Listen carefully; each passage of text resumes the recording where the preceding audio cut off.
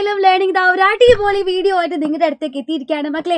1, 2, 3 ചാപ്റ്ററുകളിൽ നിങ്ങൾ ഏറ്റവും കൂടുതൽ ഇമ്പോർട്ടൻസ് കൊടുത്ത് ഏറ്റവും അധികം റിപ്പീറ്റഡ് വാല്യൂ ആയിട്ട് എക്സാമിന് വന്നിട്ടുള്ള ടോപ്പിക്കുകളായിട്ടാണ് ഞാൻ എത്തിയിട്ടുള്ളത്. അതായത് ഈ ഒരു ക്വസ്റ്റ്യൻ ഓറിയന്റഡ് ആയിട്ടാണ്, ഈ ടോപ്പിക് റിലേറ്റഡ് ആയിട്ടാണ് എല്ലാ കൊല്ലങ്ങളിലും എക്സാമിന് ക്വസ്റ്റ്യൻസ് ചോദിക്കാറുള്ളത്. അപ്പം നമുക്ക് ക്വസ്റ്റ്യൻസ് എന്തൊക്കെയാണെന്ന് മിസ് വേഗം തന്നെ പറഞ്ഞുതരാം. അപ്പം മക്കളെ, എപ്പോഴെങ്കിലും നിങ്ങൾക്ക് തോന്നുകയാണ് നിങ്ങൾ ഒറ്റയ്ക്കാണ് അല്ലെങ്കിൽ എനിക്കിത് പറ്റുന്നില്ല എന്ന് ഒന്ന് വിചാരിക്കുമ്പോൾ നിങ്ങൾ ഓർക്കുക, നിങ്ങൾ ഒറ്റയ്ക്കല്ല, വി ആർ വിത്ത് യു.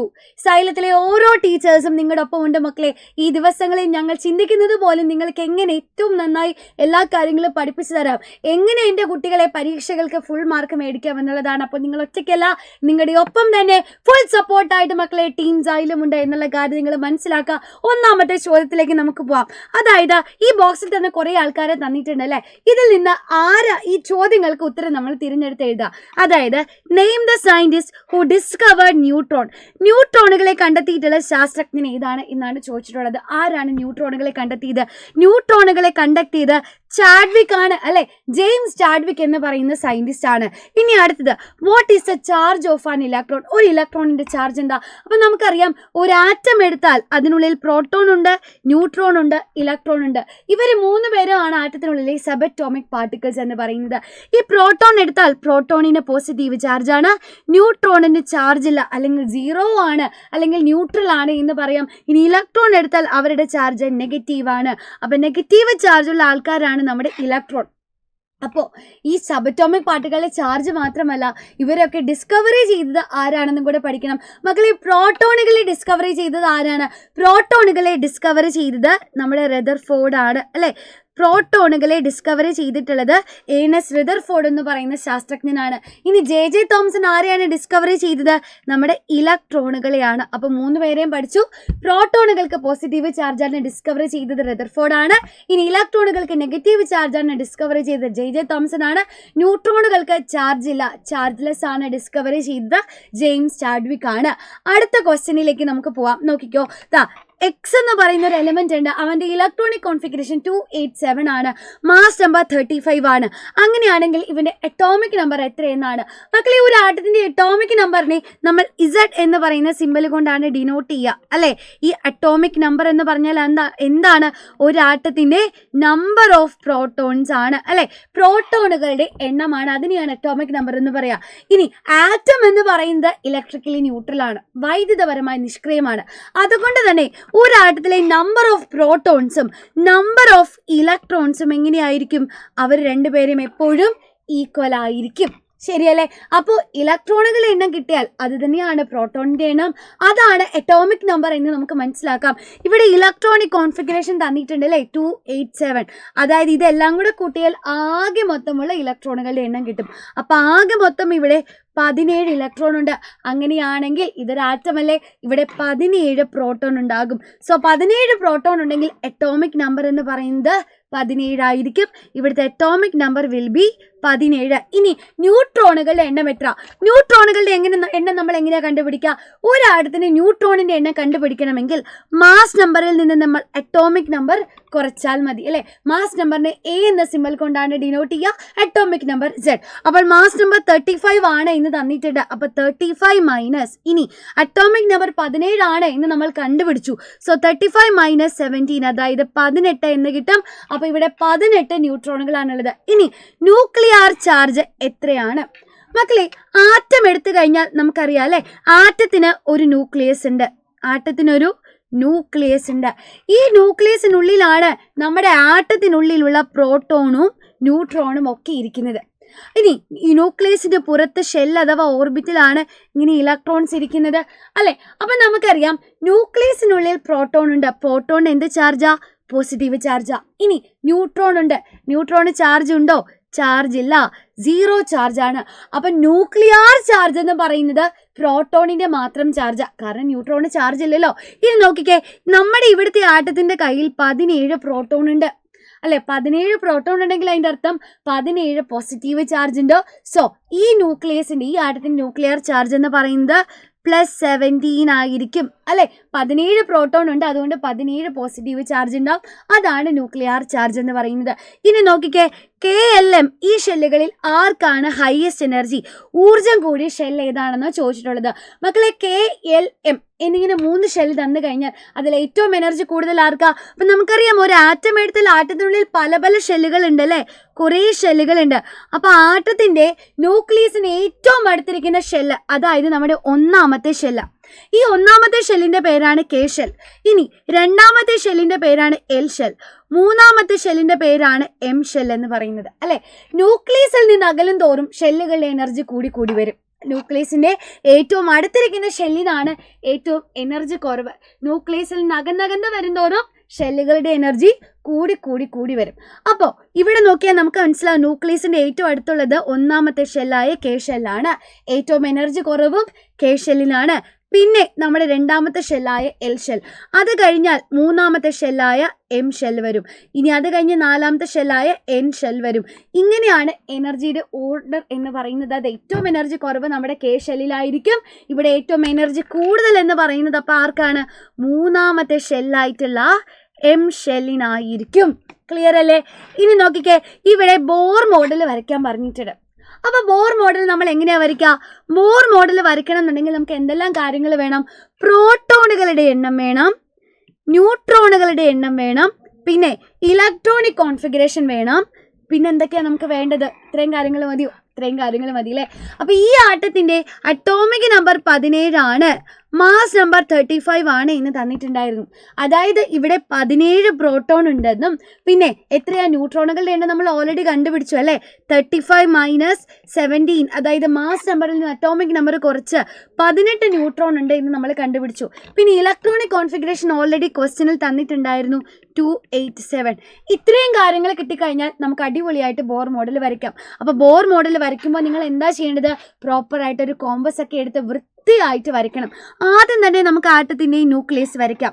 ഇനി അത് കഴിഞ്ഞാൽ ഒന്നാമത്തെ ഷെല്ല്, രണ്ടാമത്തെ ഷെല്ല്, ഇനി നമ്മുടെ മൂന്നാമത്തെ ഷെല്ല്. അപ്പോൾ 3 ഷെല്ലുകൾ ആയിക്കഴിഞ്ഞു. ഇനി നമ്മൾ എന്താ ചെയ്യേണ്ടത്? ന്യൂക്ലിയസിനുള്ളിലുള്ള ആൾക്കാരെ എഴുതി കൊടുക്കണം. ന്യൂക്ലിയസിനുള്ളിൽ പ്രോട്ടോണും ന്യൂട്രോണും ഉണ്ട്. എത്ര പ്രോട്ടോൺ എത്ര ന്യൂട്രോൺ അതുകൂടെ എഴുതണം. ഇവിടെ 17 പ്രോട്ടോൺ ഉണ്ട്, 18 ന്യൂട്രോൺ ഉണ്ട്. എഴുതി കൊടുത്തു. ഇനി എന്താ ചെയ്യേണ്ടത്? ഇനി ഇവൻ്റെ ഇലക്ട്രോൺ വിന്യാസം എഴുതി 287. അതായത് ഒന്നാമത്തെ ഷെല്ലിൽ 2 ഇലക്ട്രോൺ ഉണ്ട്. അപ്പോൾ ഇലക്ട്രോണിനെ വരയ്ക്കുമ്പോൾ ഞാനിങ്ങനെ ഓപ്പോസിറ്റ് ഡയറക്ഷനിൽ വരയ്ക്കും.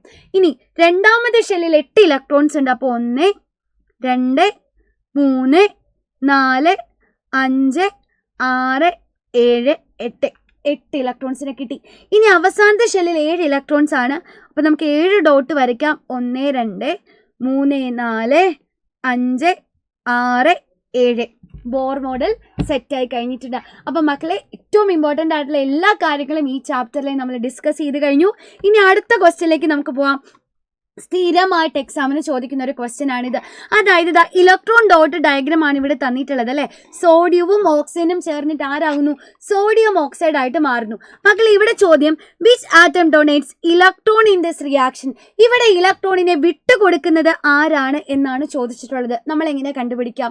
ഇവിടെ നോക്കിയാൽ നമുക്ക് മനസ്സിലാവും. ഈ ഒരൊറ്റ ഡയഗ്രാം നോക്കിയാൽ മതി. എപ്പോഴും ഇലക്ട്രോണിനെ വിട്ടുകൊടുക്കുന്ന ആൾക്ക് പോസിറ്റീവ് ചാർജും ഇലക്ട്രോണിനെ മേടിക്കുന്ന ആൾക്ക് നെഗറ്റീവ് ചാർജുമാണ്. ഇവിടെ പോസിറ്റീവ് ചാർജ് വന്നിട്ടുള്ളത് ആർക്കാണ്? നമ്മുടെ സോഡിയത്തിനാണ്. അപ്പോൾ ഇലക്ട്രോണിനെ ഡൊണേറ്റ് ചെയ്തിട്ടുള്ളതും നമ്മുടെ സോഡിയമാണ്, വിട്ടുകൊടുത്തിട്ടുള്ളതും സോഡിയം ആയിരിക്കും. ഇനി ഓക്സൈഡ് അയണിന്റെ ഇലക്ട്രോണിക് കോൺഫിഗറേഷൻ എഴുതുക. അപ്പോൾ ഓക്സൈഡ് ആണെന്ന് പറഞ്ഞാൽ ആരാ? ആദ്യം ഇവിടെ നമ്മുടെ ഓക്സിജൻ ഉണ്ടായിരുന്നു അല്ലേ. ഓക്സിജന്റെ അറ്റോമിക് നമ്പർ 8 ആണ്. സോ 2 6 ആയിരുന്നു ഇലക്ട്രോണിക് കോൺഫിഗറേഷൻ. അപ്പോൾ ഓക്സിജന്റെ ഔട്ടർ മോസ്റ്റ് ഷെല്ലിലുള്ളത് 6 ഇലക്ട്രോൺ ആണ്. ഇവൻ ഇനി ഒക്ടറ്റ് കംപ്ലീറ്റ് ആക്കണം, അഷ്ടകം പൂർത്തിയാക്കണം. എന്താ ചെയ്യുക? 2 ഇലക്ട്രോണിനെ കൂടെ മേടിക്കും അല്ലേ. നമ്മുടെ ഓക്സിജൻ 2 ഇലക്ട്രോണിനെ മേടിക്കും. 2 ഇലക്ട്രോണിനെ മേടിച്ചുണ്ടാകുന്ന O2- അയണിനെയാണ് നമ്മൾ ഓക്സൈഡ് അയൺ എന്ന് വിളിക്കുക. ഓക്കെ അല്ലേ. അപ്പോൾ 2 ഇലക്ട്രോണിനെ മേടിക്കുന്നത് എന്തിനു വേണ്ടിയിട്ടാ? ഒക്ടറ്റ് കംപ്ലീറ്റ് ആക്കാൻ, അഷ്ടകം പൂർത്തിയാക്കാൻ വേണ്ടിയിട്ടാണ്. സോ ഈ ഓക്സൈഡ് അയണിന്റെ ഇലക്ട്രോണിക് കോൺഫിഗറേഷൻ എന്ന് പറയുന്നത് 2 8 ആയിരിക്കും. ക്ലിയർ അല്ലേ? ഇനി അടുത്തത്, what type of chemical bonding is present in this compound. ഈ പറഞ്ഞിട്ടുള്ള സംയുക്തത്തിലെ രാസബന്ധനം ഏതാണ് ഏതാ മക്കളെ? നോക്കിക്കേ, ഒരാൾ ഇലക്ട്രോണിനെ വിട്ടുകൊടുക്കുന്നു, മറ്റാൾ ഇലക്ട്രോൺസിനെ മേടിക്കുന്നു. ട്രാൻസ്ഫർ ഓഫ് ഇലക്ട്രോൺസ് ആണ് ഇവിടെ നടക്കുന്നത് അല്ലെ. അങ്ങനെ ട്രാൻസ്ഫർ ഓഫ് ഇലക്ട്രോൺ വഴി ഇലക്ട്രോണിനെ വിട്ടുകൊടുക്കുന്നതോ മേടിക്കുന്നതോ വഴി ഉണ്ടാകുന്ന ബോണ്ട് ഏതാണ്? അയോണിക് ബോണ്ടാണ് അല്ലെ, അയോണിക ബന്ധനമാണ്. അപ്പൊ ഇവിടെ ഉണ്ടായിട്ടുള്ള രാസബന്ധനം എന്ന് പറയുന്നത് അയോണിക ബന്ധനമാണ്. ഇനി അടുത്തത്, സോഡിയം ഓക്സൈഡിന്റെ രാസസൂത്രം എഴുതുക. എങ്ങനെയാ നമ്മൾ എഴുതാം? എങ്ങനെ എഴുതാം? നമുക്ക് വളരെ സിമ്പിൾ ആയിട്ട് കൺവെൻഷണൽ രീതിയിൽ തന്നെ നമുക്ക് പോവാം. മക്കളെ, സോഡിയം എടുത്തു കഴിഞ്ഞാൽ അറ്റോമിക് നമ്പർ 11 അല്ലെ. അപ്പൊ 281 ഇലക്ട്രോണിക് കോൺഫിഗറേഷൻ. അതായത് സോഡിയത്തിന്റെ വാലൻസ് ഷെല്ലിലുള്ളത് ഒരു ഇലക്ട്രോൺ ആണ്. ഈ ഒരു ഇലക്ട്രോൺ പോയി കഴിഞ്ഞാൽ സോഡിയത്തിന് ഒക്ടറ്റ് കംപ്ലീറ്റ് ആക്കാം, അഷ്ടകം പൂർത്തിയാക്കി സ്റ്റേബിൾ ആകാം. അപ്പൊ നമ്മുടെ സോഡിയം എപ്പോഴും എന്താ ചെയ്യുക? ഈ ഒരു ഇലക്ട്രോണിനെ വിട്ടുകൊടുക്കാനായിട്ട് നോക്കുക. അപ്പൊ സോഡിയം എപ്പോഴും ഒരു ഇലക്ട്രോണിനെ വിട്ടുകൊടുക്കും. സോ സോഡിയത്തിന്റെ വാലൻസി അഥവാ സംയോജകത എന്ന് പറയുന്നത് എത്രയാണ്? 1. ആദ്യം എൻ്റെ കുട്ടികൾ ഓർക്കണം, ഒരാൾ കെമിക്കൽ റിയാക്ഷൻ നടക്കുമ്പോൾ എത്ര ഇലക്ട്രോണുകളെ വിട്ടുകൊടുക്കും അല്ലെങ്കിൽ മേടിക്കും, അതാണ് വാലൻസി. സോഡിയം ഒരു ഇലക്ട്രോണിനെ വിട്ടുകൊടുക്കും. സോ സോഡിയത്തിന്റെ സംയോജകത വാലൻസി എന്ന് പറയുന്നത് 1. ഇനി ഓക്സിജൻ അറ്റോമിക് നമ്പർ 8 ആണ്, 2 ഇലക്ട്രോണിക് കോൺഫിഗറേഷൻ. അതായത് ഓക്സിജന്റെ വാലൻസ് ഷെല്ലിലുള്ളത് എത്രയാണ്? 6 ഇലക്ട്രോൺ ആണ്. സോ നമ്മുടെ ഓക്സിജൻ എപ്പോഴും എന്താ ചെയ്യുക? 2 ഇലക്ട്രോണിനെ മേടിക്കും അല്ലെ. 2 ഇലക്ട്രോണിനെ മേടിച്ചാൽ അവൻ ഒക്ടറ്റ് കംപ്ലീറ്റ് ആക്കാം. സോ ഓക്സിജന്റെ വാലൻസി അഥവാ സംയോജകത എന്ന് പറയുന്നത് 2. അപ്പൊ 2 പേരുടെ വാലൻസി കിട്ടിയാൽ നമുക്കിനി കോമ്പൗണ്ടിനെ എഴുതാം. അപ്പൊ സോഡിയവും ഓക്സിജനും ചേർന്നിട്ടാണ് കോമ്പൗണ്ട് ഫോം ചെയ്യുക. ഇനി നമ്മൾ എഴുതേണ്ടത്, സിമ്പിൾ എഴുതി കഴിഞ്ഞാൽ അവരുടെ തലയുടെ മേലെ കൊണ്ടുപോയിട്ട് നേരെ വാലൻസി എഴുതുക. സോഡിയത്തിന്റെ വാലൻസി 1 ആണ്, ഓക്സിജന്റെ വാലൻസി 2 എഴുതി കൊടുത്തു. ഇനി എന്താ ചെയ്യേണ്ടത്? ഈ വാലൻസി തമ്മിൽ ക്രോസ് മൾട്ടിപ്ലൈ ചെയ്യുക. അതായത് സോഡിയത്തിന്റെ വാലൻസി നമ്മൾ ഓക്സിജനും കൊടുക്കുന്നു, ഓക്സിജന്റെ വാലൻസി സോഡിയത്തിനും കൊടുക്കുന്നു. അപ്പൊ നമുക്ക് ഫോർമുല എന്ന് പറയുന്നത് Na2O1 അല്ലെങ്കിൽ Na2O എന്ന് കിട്ടും. ഇതാണ് സോഡിയം ഓക്സൈഡിന്റെ കെമിക്കൽ ഫോർമുല എന്ന് പറയുന്നത്. ഏറ്റവും ഇമ്പോർട്ടൻ്റ് ആയിട്ടുള്ള ക്വസ്റ്റ്യൻ ആണ്, ഏറ്റവും അധികം തവണ റിപ്പീറ്റ് ചെയ്ത് ചോദിച്ചിട്ടുള്ള ക്വസ്റ്റ്യൻ ആണ്. കൃത്യമായിട്ട് എൻ്റെ കുട്ടികൾ പഠിക്കണം. റെഡി അല്ലേ? അങ്ങനെയാണെങ്കിൽ നമുക്ക് ഈ വീഡിയോയിലെ നെക്സ്റ്റ് ക്വസ്റ്റ്യനിലേക്ക് പോവാം. നോക്കിക്കോ മക്കളെ, ഇവിടെ മഗ്നീഷ്യം ക്ലോറിനും ചേർന്ന് മഗ്നീഷ്യം ക്ലോറൈഡ് ആയിട്ട് മാറുന്ന റിയാക്ഷൻ തന്നിട്ടുണ്ട്. ക്വസ്റ്റ്യൻ എന്താ? ഇവിടെ ആരാണ് ഓക്സിഡൈസ് ചെയ്യപ്പെടുക? ഈ ഓക്സീകരണം സംഭവിച്ചത് ആർക്കാണെന്നാണ്. അത് മക്കളെ ഇവരുടെ ഇലക്ട്രോണിക് കോൺഫിഗറേഷൻ നോക്കിയാൽ നമുക്ക് കിട്ടും. നോക്കിക്കേ, മഗ്നീഷ്യം എടുത്താൽ 282 ആണ് അല്ലെ. അപ്പം ഓക്സിഡേഷൻ എന്ന് പറഞ്ഞാൽ എന്താ? ലോസ് ഓഫ് ഇലക്ട്രോൺ, ഇലക്ട്രോണിനെ വിട്ടുകൊടുക്കുന്നതാ. നമ്മുടെ മഗ്നീഷ്യം എപ്പോഴും ഈ 2 ഇലക്ട്രോണുകളെ വിട്ടുകൊടുക്കുകയാണ് ചെയ്യുക. ക്ലോറിന്റെ വാലൻസ് ഷെല്ലിൽ 7 ഇലക്ട്രോൺസ് ഉണ്ട് അല്ലേ. അപ്പൊ ക്ലോറിൻ എപ്പോഴും ഒരു ഇലക്ട്രോണിനെ മേടിക്കുകയാണ് ചെയ്യുക. ശരിയല്ലേ? അപ്പൊ മഗ്നീഷ്യം ഇലക്ട്രോണിനെ വിട്ടുകൊടുക്കുന്നു. ഇലക്ട്രോണിനെ ഡൊണേറ്റ് ചെയ്താൽ, വിട്ടുകൊടുത്താൽ ഓക്സിഡേഷൻ എന്ന് പറയാം. അപ്പൊ ഇവിടെ ഓക്സിഡൈസ്ഡ് ആകുന്നത് നമ്മുടെ മഗ്നീഷ്യമാണ്. ഇനി റെഡ്യൂസ്ഡ് ആവുന്നത് ആരാ? ഇലക്ട്രോൺ മേടിക്കുന്നു. റിഡക്ഷൻ എന്ന് പറഞ്ഞാൽ, നിരോക്സീകരണം എന്ന് പറഞ്ഞാൽ ഗെയിൻ ഓഫ് ഇലക്ട്രോൺസ് ആണ്. ഇലക്ട്രോൺസിനെ മേടിക്കുന്നതാണ്. ഇവിടെ ഇലക്ട്രോൺസിനെ മേടിക്കുന്നത് നമ്മുടെ ക്ലോറിൻ ആണ് അല്ലെ. അപ്പൊ ഇവിടെ റെഡ്യൂസ്ഡ് ആയത് അല്ലെങ്കിൽ റിഡക്ഷൻ സംഭവിച്ചിട്ടുള്ളത് ആർക്കാണ്?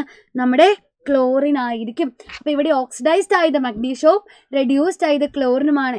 ഇനി എന്താ?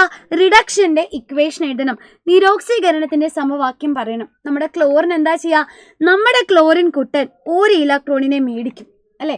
ഒരു ഇലക്ട്രോണിനെ മേടിക്കുന്നത് എന്തിനു വേണ്ടിയിട്ടാ? ഒക്ടറ്റ് പൂർത്തിയാക്കി സ്റ്റേബിൾ ആകാൻ വേണ്ടിയിട്ട്.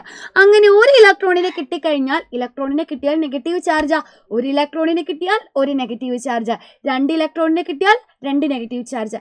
ഇവിടെ ക്ലോറിൻ ഒരു ഇലക്ട്രോൺ മേടിച്ചിട്ട് ഒരു Cl-1 ചാർജ് വരുന്നു. ഇതാണ് നിരോക്സീകരണത്തിന്റെ സമവാക്യം. ഇനി മക്കളെ ഇവിടെ നിന്ന് ചോദിക്കുന്ന ഒരു ചോദ്യമാണ് റെഡ്യൂസിങ് ഏജന്റ്, ഓക്സിഡൈസിങ് ഏജന്റ്. ഓക്സികാരി, നിരോക്സികാരി ആരെന്നുള്ളത്. ആർക്കാണ് ഓക്സിഡേഷൻ സംഭവിച്ചത്? അതായത് ഓക്സിഡൈസ്ഡ് ആറ്റം, ഓക്സീകരണം സംഭവിച്ച ആളെയാണ് നമ്മൾ റെഡ്യൂസിങ് ഏജന്റ് എന്ന് വിളിക്കുക.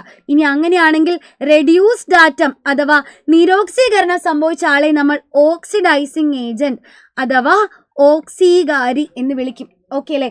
ഓക്സിഡൈസ്ഡ് ആറ്റം, ഓക്സിഡേഷൻ സംഭവിച്ച ആളാണ് റെഡ്യൂസിങ് ഏജന്റ്. റിഡക്ഷൻ സംഭവിച്ച, നിരീക്ഷീകരണം സംഭവിച്ച ആളാണ് നമ്മുടെ ഓക്സിഡൈസിങ് ഏജന്റ് എന്നുള്ളത് സ്ഥിരമായിട്ട് ചോദിക്കുന്ന ഒരു ക്വസ്റ്റ്യൻ ആണ്. അങ്ങനെയാണെങ്കിൽ എൻ്റെ കുട്ടികൾക്ക് ഞാൻ തരുന്ന ടാസ്ക് എന്ന് പറയുന്നത് ഈ ക്വസ്റ്റ്യനിലെ റെഡ്യൂസിങ് ഏജന്റ് ആര്, ഓക്സിഡൈസിങ് ഏജന്റ് ആര്, ഓക്സിഗാരി നിരോക്സിഗാരി ആര് എന്നുള്ള കാര്യം നിങ്ങൾ ഈ വീഡിയോയുടെ താഴെ കമൻറ്റ് ചെയ്യുക. അപ്പോൾ മക്കളെ, ഈ വീഡിയോ നിങ്ങൾക്ക് 100% യൂസ്ഫുൾ ആകുമെന്ന് എനിക്ക് ഉറപ്പുണ്ട്. അപ്പോൾ യൂസ്ഫുൾ ആയെങ്കിൽ മാക്സിമം നിങ്ങളുടെ ഫ്രണ്ട്സിൻ്റെ അടുത്തേക്ക് ഷെയർ ചെയ്തെത്തിക്കുക. നിങ്ങൾക്കൊപ്പം അവരും പഠിക്കട്ടെ മക്കളെ. അങ്ങനെയാണെങ്കിൽ നമുക്കിനി ഒരു നെക്സ്റ്റ് വീഡിയോയിൽ കാണാം. Thank you so much.